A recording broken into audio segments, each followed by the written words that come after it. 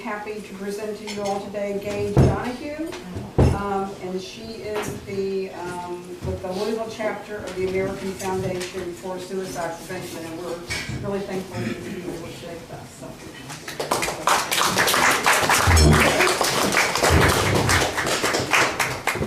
Well, I don't speak any louder than Kathy does, so if anybody wants to come up front, there are 5 chairs up front if anybody wants to move up. No takers? Okay. Does anybody know anybody that's had breast cancer? Breast cancer. Ovarian cancer? Prostate cancer?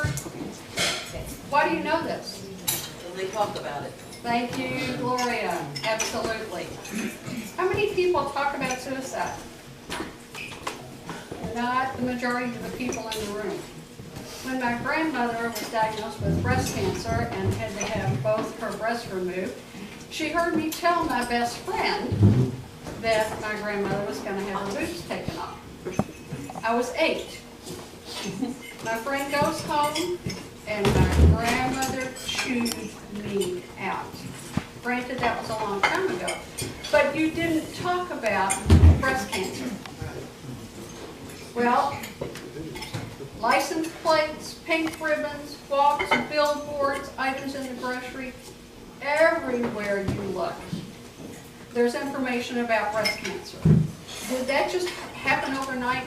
Did that happen because it was swept under the carpet and nobody dealt with it or talked about it or did research? Absolutely not. My father took his life when he was 55 in 1977. And you can do the math as to where we are now, how long ago that was. My mother didn't admit that he had taken his life until 4 years ago.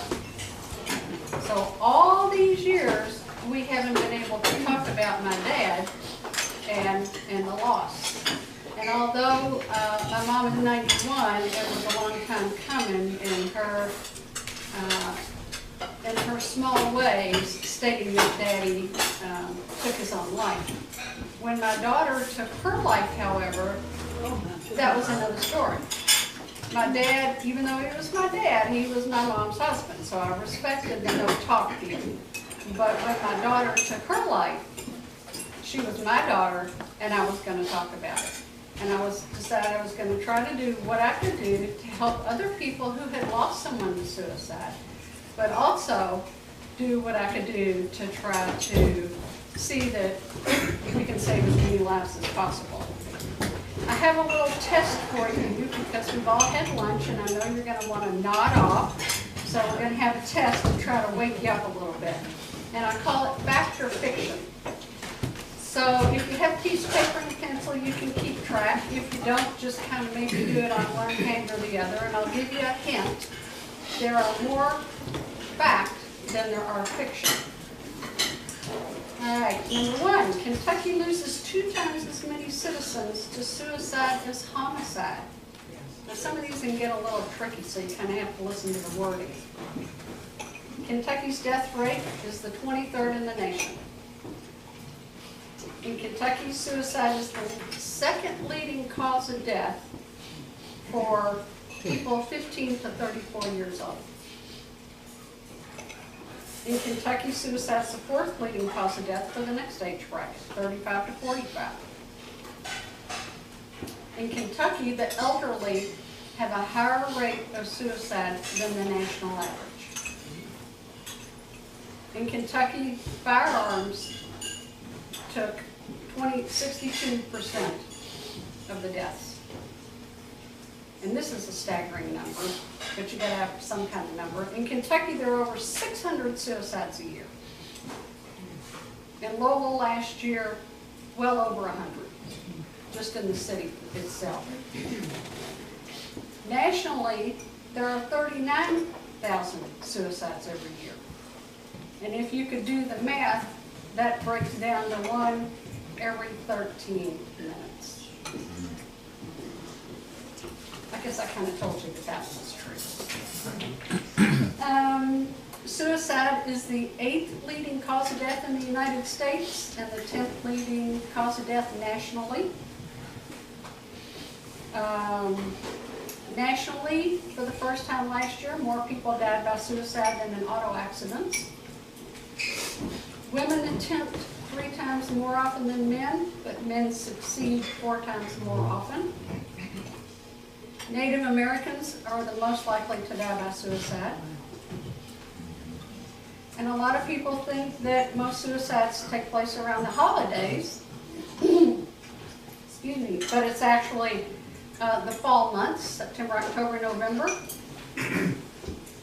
More than 90% of people who do take their life have a diagnosable disorder. Between 25 to 50% of those who die by suicide, they had made a previous attempt. Over 50% gave warnings, although those warnings aren't always recognized until afterwards. People who take their life don't often want to die. How many people got 11 true? Anybody get more than 11 true? How many did you get, sir? 10. 10? Me? Well, I got less than 11. So, yeah. Less than 10 that were true or false? True. Every single statement was true. Every single statement. And those are horrifying statistics, but the city of Louisville is up to date in the end of September. Last year we had 112. This year we've only had 62. So hopefully we've just got October, November, and December to go, and hopefully the number this year will be less than last year, and maybe we're moving in the right direction, because we're certainly putting out an effort to reverse those numbers. The most important thing is to know the risk factors and the warning signs. People at the most risk are the people that suffer from depression and bipolar, alcohol and substance abuse, antisocial, past attempters, people who have had suicides in their families. A lot of that influenced them. If my father attempted suicide, it must be okay. It must be an okay way to deal. So it's not always what you might think. It's just the family dynamics in that. And people with psychotic disorders. The warning signs obviously are desperation and hopelessness. People that feel that there's no way to go, there's no other way out. They don't really want to die. They're just in so much emotional pain that they don't see any other way to end it. There was a study done of the people that jumped off the Golden Gate Bridge. And believe it or not, there have been many that have survived that jump. And they talked to them after their attempt. And every single one of them said, the minute my foot left the bridge, I knew I'd made a mistake. One man who walked across the bridge said, if only one person had said to me, hi, how are you? What's up? What's going on? What a beautiful day. Just something to give me some hope. He said, I don't think I would have jumped. How often do we think of just reaching out to people, especially the elderly? My mom's in an assisted living home, and I'm amazed at how many people have no family members and nobody to come visit them. And the suicide rate in the elderly is rising.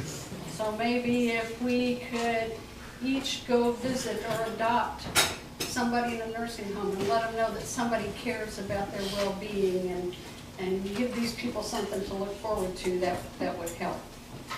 People that have a plan, it doesn't hurt to ask if you're concerned about that, and we'll get to that in just a minute. The elderly often feel like they're a burden, a financial burden, or just a physical burden on their family members. People that threaten don't just threaten. A lot of people think, oh, well, they're just talking, they're just wanting attention, but those things need to be taken seriously. There's another thing that, until I got involved in suicide prevention, I never really given much thought to, and that's protective factors. And it's been proven that if you can increase somebody's protective factors, those weigh heavier than all the warning signs and risk factors. So take two 10-year-old children, and this child comes from a divorced family. The mom's working 2 jobs, never sees the dad, lives in a bad part of town, not doing well in school, bullied. Then you take this guy, he's got all the same circumstances, but he goes to church, he's in a youth group, he plays soccer, he's a Cub Scout, and he's got somebody that cares about him. Who do you think is going to have a better chance? Obviously the one that's got the protective factors. So we've got to think about those too. And friends and coaches, all those people add up to make protective factors for people. So what can we do to try to decrease the numbers in the city of Louisville? Anybody here CPR qualified? And you do that why? Save a life if you have to? Anybody heard of QPR? That's also to save a life. But instead of dealing with the heart, you're dealing with the head. It stands for question, persuade, refer. The hardest part of the questioning process, and I never would have thought of this either, if I say to Gloria, because she's sad and down, you wouldn't think of hurting yourself, would you, Gloria? What do you think she's going to say? No, because she's not thinking of hurting herself. The difficult thing you have to say to somebody, if you're really concerned about them, is, are you thinking about killing yourself? Are you thinking about ending your life? Do you want to die? And do you have a plan? That's the questioning part, and that's the important part. QP, persuade the person to get help. Yes, I've really been depressed. No, I don't think about it any more than anybody else. Yeah, well, okay, I'll get some help. Maybe they will, maybe they won't. Yes, I'm thinking about dying and I have a plan. Would you go with me to a hospital? Would you go with me to a therapist? Would you go with me to an immediate care center? I'm going to call the police and I'm not going to let you go because I care about you. Would that make them mad? Maybe. Would you rather have a friend who's mad at you or a friend whose funeral you have to go to? Those are the hard choices that sometimes you have to make.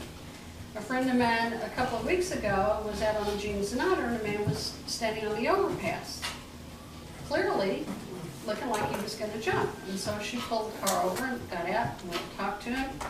And he was going to jump, but went back to her car. She called the crisis line on her cell phone. He sat in her car with her. She got him on speakerphone, and he let her take him down to university. And she and her husband went to visit him a couple of days later, and she feels like she saved his life. Well, that's a big chance to take, but those are the things that we kind of have to do. The R is for refer. Question, persuade the person to get help, and then know your resources. Outside by the registration table, I have a lot of good information that I hope everybody will take one of everything that's there. We have to be educated. We have to be able to educate other people. We also have to make screening available and not be embarrassed or feel bad about being screened. We also have to not be embarrassed to seek treatment. Do you mind taking meds for if you're diabetic? No. Do you mind taking meds if you have heart problems? Probably not. then why, if you're suffering from depression or any of the mood disorders or anything else, why would you feel embarrassed to take meds? Why would you not want to go to therapy? It has saved many a life. If you have someone in your home that you are concerned about, means restrictions. If you have guns, keep them locked up. If you have medications, lock them up. What are we doing, the organization that I'm with in the state of Kentucky and the city of Louisville? We've done an awful lot for the school-age kids in the past 4 years. 3 different House and Senate bills have been passed. Every year, at the beginning of the school year, children in middle school and high school have to have suicide prevention education. Every year, the teachers have to have education. All the school personnel have to have education. Now, the latest bill that was passed, all counselors, social workers, therapists, drug and alcohol counselors, all have to have suicide prevention training every year.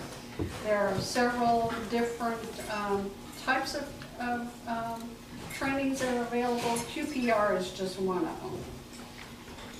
A couple of years ago, I'm involved with the Jefferson County Public Schools, and they said, well, you're doing a great job providing us with materials for the high school and the middle school, but kids aren't waiting anymore. They're not waiting until they're 15, 16, 17 to come up with plans.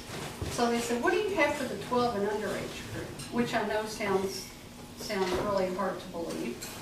And I said, well, I don't know, I have to get back with you. So I called New York, our home office, and I said, what do we have for 12 and under? And they said, nothing.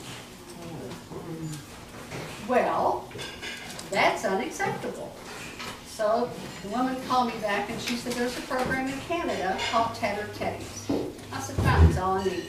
So I called Canada, talked to the people at the Canadian Suicide Prevention Center, brought the lady that does the Tattered Teddy training down 2 years in a row and trained 500 school counselors, teachers, nurses, psychiatrists, psychologists, anybody that was interested in working with children 12 and under, youth group pastors, scout leaders.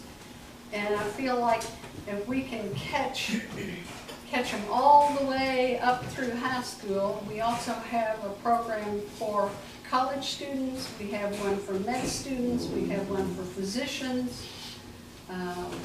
Attorneys have a high suicide rate. I did a program for them this past year. They're working diligently to educate that group of people. We also have a booth at the Kentucky State Fair inside in the air conditioning, and we have materials for suicide prevention. We have materials for survivors with the resources and support groups that are available to try to catch the people from out in the state that have the limited resources. We have a campus walk and an Out of the Darkness walk. Our Out of the Darkness walk is November 1st down at the Waterfront Park. Registration's at 8:30 and the walk starts at 10 o'clock. Anybody that wants to come down but can't walk, that's fine. Just come down and show your support. We've got 3 billboards up in the city this year on I-65. I don't know if you all have seen them. One says depression, the number one cause of suicide, and then the other 2 are advertising for the walk. For survivors, we have partnered with Hospice the last 3 or 4 years and have a Hope and Healing event in February every year. So we're trying to do all that we can do to cover as many of the populations as we can and educate as many people as we can. We work with the Bellarmine and U of L and Galen, and we've got supplies in the nursing homes and the hospitals and a lot of the corporations, and are happy to come and work with any of the groups or corporations. Out on the table by the front door, there are little green and white wallet cards. And when we go to schools, we encourage strongly every child to take one and put it in their wallet. And you might be of the same mindset that some of them are, and it's like, I don't need it. Well, that's all well and good. You may not need it. But let me tell you a little story. My fiance was at the fair booth one year, and I said, don't sit there and read the paper. Make eye contact with people walking by. Because not everybody's going to want to stop at a suicide prevention booth. They just aren't going to want to do it. It makes them uncomfortable. So I said, but make eye contact, because then sometimes they'll stop anyway. So he said, okay. And he did, and this lady came over, and she kind of looked around the tables, and she picked up one of the cards, and she said, thank you, and off she went. Well, it just so happened the next year, the lady comes back, and she goes, you're the one, and he just happened to be there that day. And she shook her finger, and he thought, oh my gosh, now what did I do? And he said, what did I do? And she said, well, last year you made me pick up that little green card. And Buddy kind of laughed, and she said, so I put it in my purse, I go on, and she said, I'm at church one Sunday this past year, about 6 months ago, and a new family from out of town moved to our church, and the lady and I got to be really good friends, and about once a week we'd go have coffee. And she said, we're having coffee one day, and I said to the woman, you're looking like you're really down today. And the lady told her she was going to kill herself. Well, this woman said she about fell out of her chair. I mean, it's that instant, oh my God, what am I going to do? So she remembered that she had the card in her purse, somewhere in the bottom of her purse. She pulled out the card, it's got the crisis number on it. She called the crisis line. And to make a long story short, the lady got into therapy, on medication, and is doing really well. And so the lady said, can I have 3 or 4 cards this year? She said, because I gave that one away, and I've been waiting all year to come back and get another one. But he said, you can have as many as you want. So that's my favorite fair story, because my goal is always to help or touch one person. And if it's only one person, that's one person that we might have missed. So if you're a little more educated, or you have got resources, maybe you can help just one person. So those wallet cards are out by the front door, and I encourage everybody to take one, because you never know when you might need it. It's also got the warning signs and the risk factors in it, which is helpful. There's also another sheet out there that's stapled together, and it's Family Resource Guide. And it's for Jefferson County, and it's 3 pages. And when you need resources, there's your go-to paper. It's got drug and alcohol, it's got for children, it's got for the elderly, it's got outpatient, it's got personal therapists. 3 pages of programs where you could take somebody or call for help if you needed to. There's also a green folder out there called When You Fear, and it's a big brochure that you're welcome to everything out there. It also tells you about the warning signs and risk factors. You can pass those on to people that you think might need to know that as well. And then there's a blue brochure that talks about the American Foundation for Suicide Prevention, and then there's a little insert that tells what we're doing in the city of Louisville. There's also one other sheet out there that just talks about our organization and all the things that we've done in the past 4 years that we've been a chapter to try to help reduce the number of suicides in the city of Louisville. We, American Foundation for Suicide Prevention, also cares deeply about survivors, and we put together a packet that's in a manila envelope. And every funeral home in Louisville, Bullitt County, Shelby County, and southern Indiana, as well as some of the outlying regions, have those packets. Can't promise you every single funeral home's doing what they're supposed to do, but they all acted like they were pleased to have them and wanted to be able to help the families. Corporations and hospitals and churches have called us for them. And last month I met with the head chaplain from the Louisville Metro Fire Department, and they're now at all the fire departments in the city of Louisville. So if they get called out, they can help the surviving families as well. So we're doing what we can do, not only to try to prevent the suicides, but when we can't prevent them, to try to help on the other end as well. So that's my abbreviated, where's Kathy? Kathy was supposed to look at me, but I was going to ramble on and on too much, so.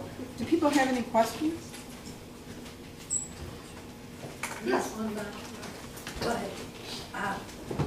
I work at the American Red Cross and I work in a call center. It's basically, we send Red Cross messages to service members all over the world when they have an emergency at home. We verify the situation. And one of the more crazy things, we also do a lot of suicide prevention calls. So that's keeping somebody on the phone long enough to get help to them. And that can be kind of difficult and challenging because eventually they figure out what you're doing.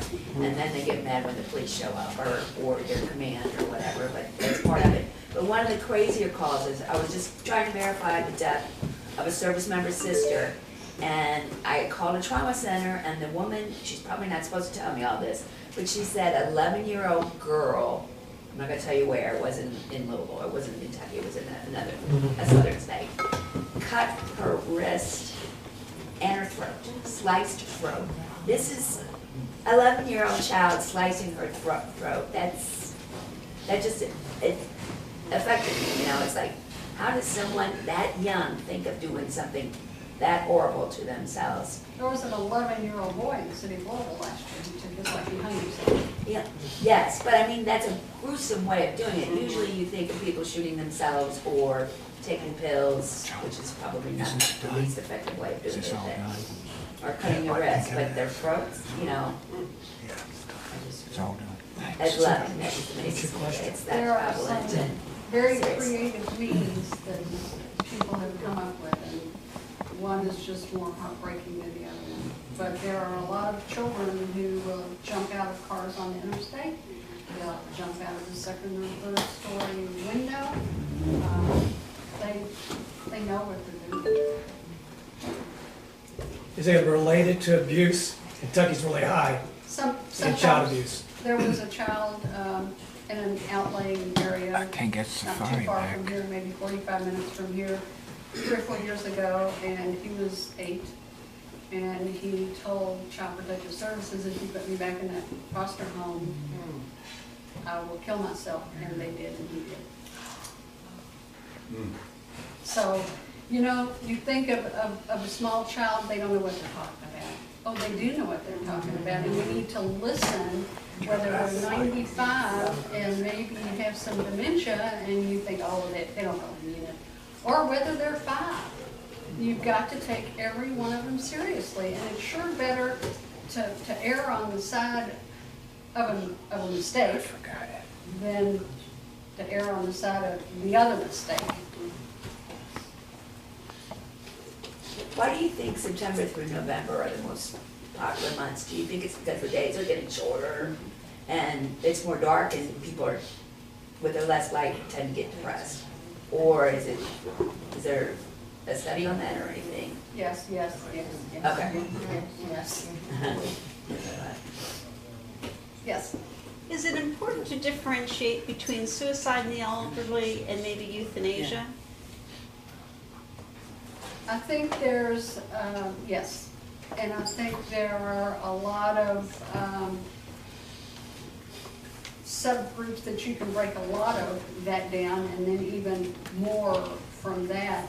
It's like in the city, the statistics that we had at a meeting about 2 months ago. The city has also started a task force about 1.5 years ago, trying to reduce violence in the city of Louisville, and we've got tons, maybe 8 or 10 different subgroups that are working in different areas. One is suicide.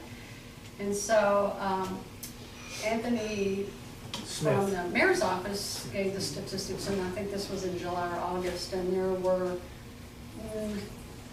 36 homicides, 60 some odd suicides, and 95 overdoses. How many of those overdoses were intentional and how many of them weren't? You know, I mean, there's a lot more study that needs to be done. Yes, sir. Oh, I noticed, I was saying back, I noticed that you avoided talking about gay youth and that it's the #1 cause of death among gay young people and probably gay older people as well. And do you address that at all in your work, or do you refer to someone else?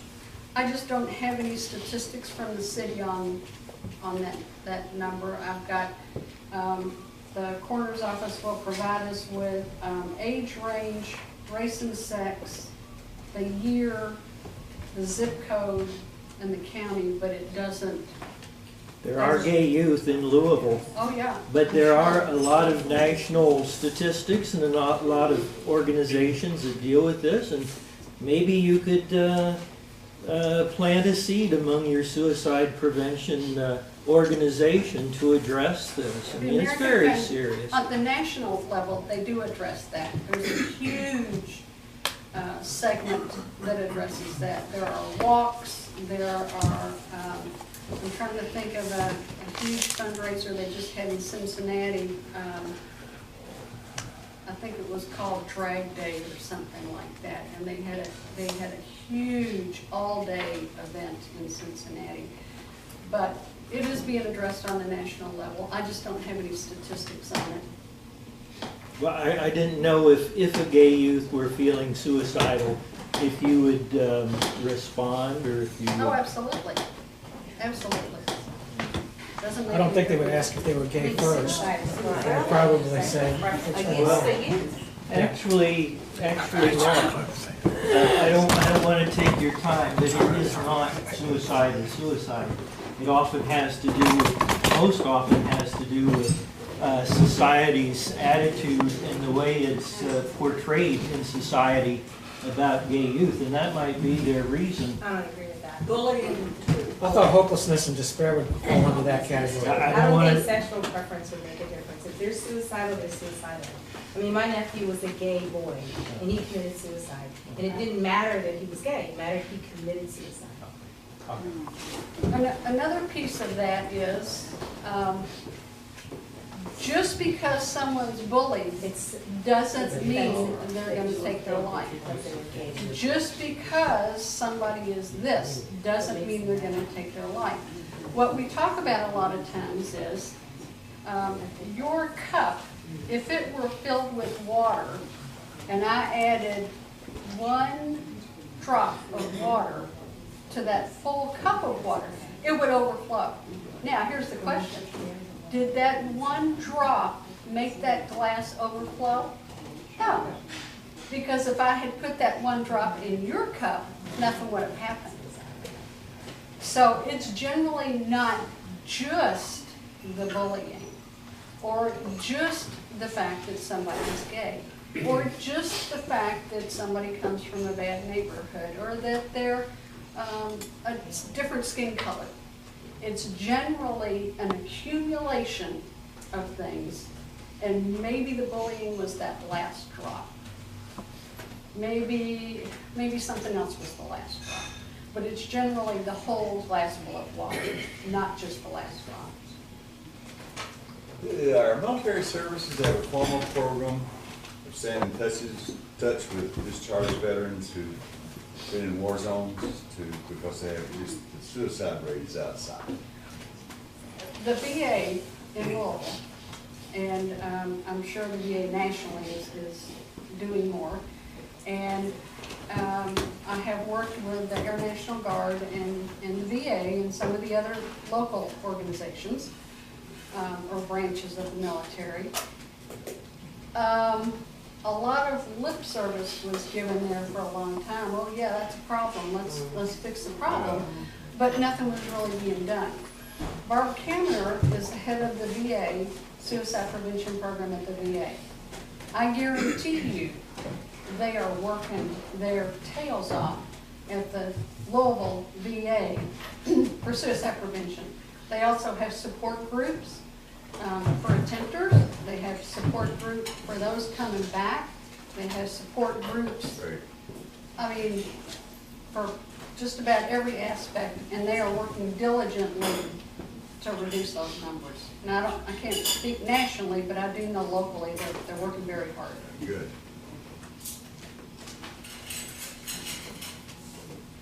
Anybody else have any questions, or?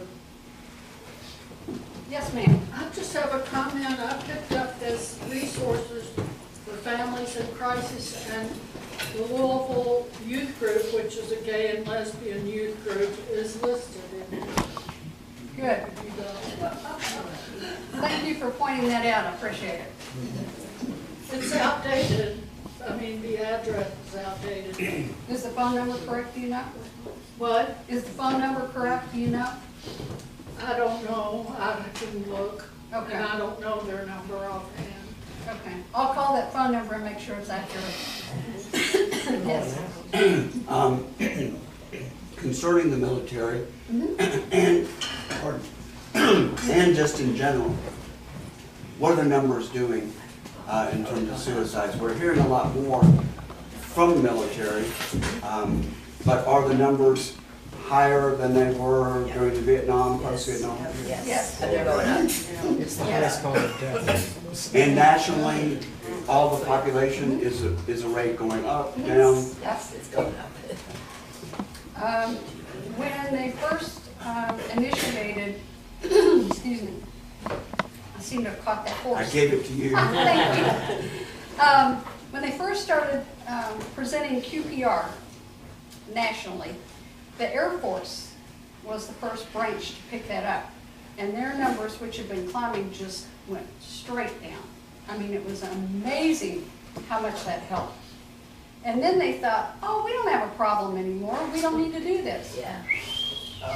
Numbers went right back up again. So then they said, oh, whoops, messed up on that one. So now they are back with that again, and their numbers are starting to go down. It's like when you take a medication and you feel better and you think, oh, I don't need this anymore. Wrong again. Yeah. So it's just something you can't let your guard down on. It just needs to be worked on all the time. Yes. Do your resources share education on little things to work on it all the time, like investing in a really good sun box for when the days start to get shorter, and or making sure that you telling people go outside every day at noon for 15 minutes, let your eyes get as much sunlight as possible.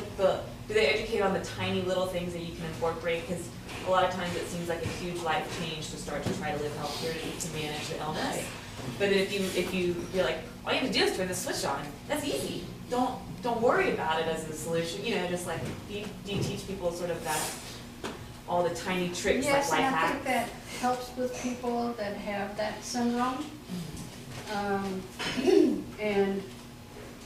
But I don't know that would 100% fix the problem. I think Nothing fixes the problem. Sure. But it's maintenance, and sort of like, sure. like with Helpful. diabetes. You're never going to cure your diabetes. I mean, they might one day get medicine's pretty miraculous, but Anything that helps you and just take works care for of it. You you. maintain it. You talk to people, but you also take your medicine, and you also walk 20 minutes a day. You also eat a low carb diet. Take your vitamins. Yeah, you have to do everything, but there's a lot you can do. Absolutely. That's helpful. I think people lose sight of that because the media tries to sell us so much junk that we don't need, that they tell us is going to make us happy just by owning it. And I think reminding people that they can spend 10 minutes doing one tiny thing, and it makes a tremendous difference in maintenance. I agree, 100%. I also feel like every single person in this room is not going to like every single person in this room. That's just a fact. I'm sorry, I didn't mean to offend you. So, You've got us all here's wrong, my ma'am. point.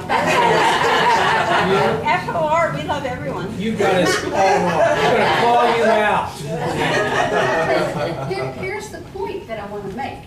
People will say to me, I went to therapy and it just didn't work. We couldn't work. And how many times did you go, and how many people did you try? Well, let me ask you this. If you take 10 people and you give them all Motrin, or Tylenol, or Aleve, Or ibuprofen, it's gonna work differently on all 10 people. Everybody is not gonna be able to relate to everybody. If you go and Gloria doesn't help you, say, thanks, Gloria, see you around. Go see this lady. If she can't help you, go see Mark. If he can't help you, go back and see Cindy. Don't give up. If you know you need some help, don't give up. Find somebody you can relate to and find somebody that will help you. I just happened to have found the perfect one the first time. I don't know what I would have done without her. And her dad had taken his life, so she's very experienced in suicide and very experienced grief counseling. Everybody's not like that. But at the Survivor of Suicide support group that I've coordinated for the past 15 years, and people say that, it's the same with an antidepressant. If Zoloft doesn't help, tell your doctor, try another one. What have you got to lose? You'll find something that'll help, probably. So don't give up, and encourage people that you know not to give up. Yes. I think it's very important that we as adults, I'm a retired educator, set the example. I think, and I'm talking about youth right now, when young people feel that they're not accepted for who they are, that brings about bullying. You know, adults can be bullies too in their own ways, but within the school setting, we have bullying. If you are a different gender, the man made a good point. If you're a different gender, sometimes, if you're obese, if you happen to be a child that acts, I'm going to use the terminology that I've never used, weird, in whatever way, in the way you look, the way you act, or your so-called IQ, or whatever, whether it's high or low. And I, as a classroom teacher, I would set the example that every child in my room, and I didn't have to preach, was protected for the individual rights to be a citizen in this room. Exactly. And I think that's what we have to do. If we as adults, I was raised by the village, a village of love and respect, where every child felt protected. Protective factors. That's huge. I think we have more problems today because we may have a tendency to turn our backs. I'm not speaking about anyone in this room, I'm speaking in general. No one in this room believes me. But also I belong to a group that believes in the inherent dignity of every individual and that how we must embrace differences. So that's all I have to say, because I do know of young people who commit suicide. You know, I don't know them well, I know their family members, is what I'm saying. I try to teach my children that too. Not everybody's going to like you, and you're not going to like everybody, but you will respect every person you meet. And when the people came to my daughter's funeral, a lot of people I didn't come to the house to play or to run around with them, and I didn't know them, but they would say things like, I wasn't in the group, but Marty was always nice to me. I didn't always have lunch, and Marty would share her lunch. I wasn't in the homecoming court, but Marty stopped and talked to me. And it's like if you just show respect, that's all you have to do, to show people that, and that, I think that gives them a feeling of worth and ups their self-esteem. Would you say this bothers you, that it's still a taboo conversation? That's what you started this out on. Drives me crazy. Drives me crazy. Oh yeah, I hate it. So what's the best practice to, Talk besides? about it, talk about it, talk about it, talk about it. But as an individual, I have no problem with that. But how do you talk to people who are in communications or media? I mean, you know. Talk to your friends or your neighbors, whoever. Did you see the billboard about depression being the #1? I see gun show coming up.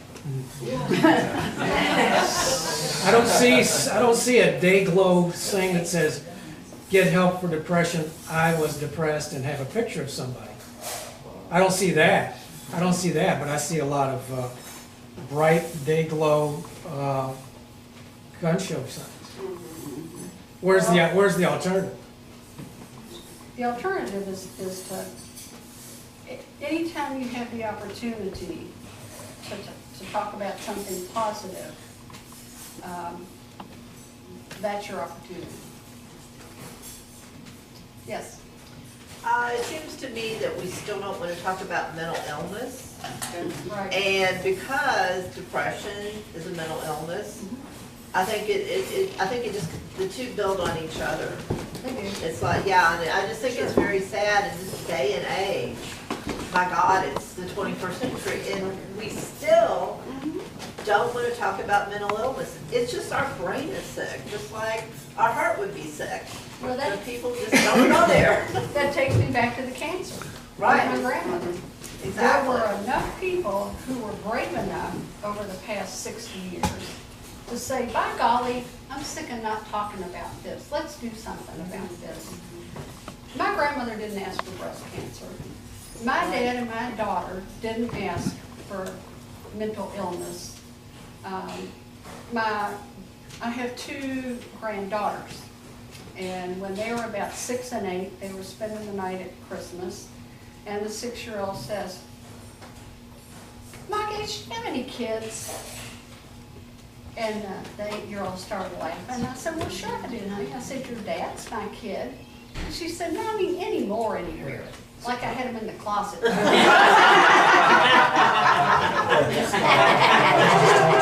and before I could say anything, the 8-year-old says, "Oh, Chenoweth, the picture on the piano, Marty." And she goes, "Oh, that was your daughter, the one with the smile? The one that had the sickness in her brain?" And I said, "That's the one." They had a grandfather that died of heart disease. They had an aunt that died of a sickness in her head. To them, there is no difference. No difference. And I try to tell people, you didn't ask for diabetes, you didn't ask for breast cancer, you didn't ask for depression, but you have it. So talk about it, get help, deal with it, and don't be embarrassed by it. Yes? You know, I'm a therapist who's on medical leave right now, and maybe I'm being optimistic, but I think that if anything good can come out of the suicide of Robin Williams, I think that bringing suicide out of the closet would be it. I know on Facebook I have run into a number of therapists. We seem to gravitate toward each other even on the internet. And we've even shared our experiences, our personal experiences with depression, and been more open about that when therapists themselves are taught not to be revealing of their own situations, you know. And so I really think that, and maybe that's a way even to introduce the idea of suicide into a discussion with someone you're concerned about, is just to begin talking somehow about Robin Williams. And isn't it sad? I mean, the man who made us all happy finally made us all cry, you know, and you seem sad. So we have tried to start a lot of dialogue around the death of Robin Williams. And, you know, everybody gets sad. Everybody has problems. Life hands us all curveballs. What can I do? How can I be there for you? You know, I worked with a 10-year-old who tried to hang himself. And sometimes I think people who tend to commit suicide feel that no one cares about them.